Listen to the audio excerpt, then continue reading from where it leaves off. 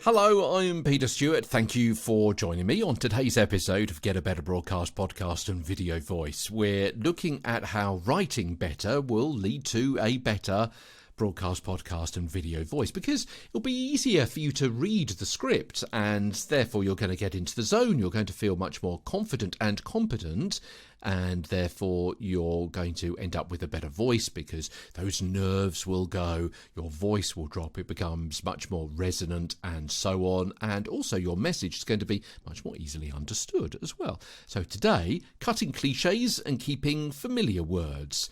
So I would suggest, and obviously with all of these are only suggestions, you're not a newspaper. So we're going to quiz him about, just ask them.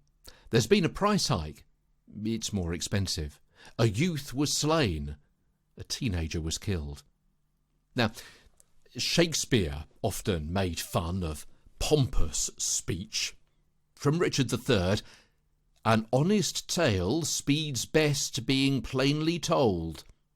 If it's good enough for Shakespeare, it's good enough for us, isn't it?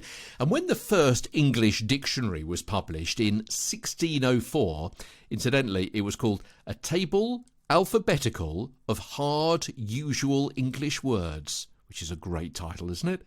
Its compiler, Robert Cawdrey, appealed for plain language in that as well. Quote, "Some men seek so far for outlandish English that they forget altogether their mother's language, so that if some of their mothers were alive, they were not able to tell or understand what they say.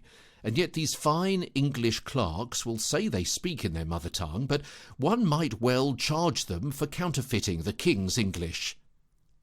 You want to read more about that? Look in the show notes, I've got a link there. Tomorrow, where to put the words in a sentence that you want to emphasise. As Get a Better Broadcast, Podcast and Video Voice continues from London, I'm Peter Stewart.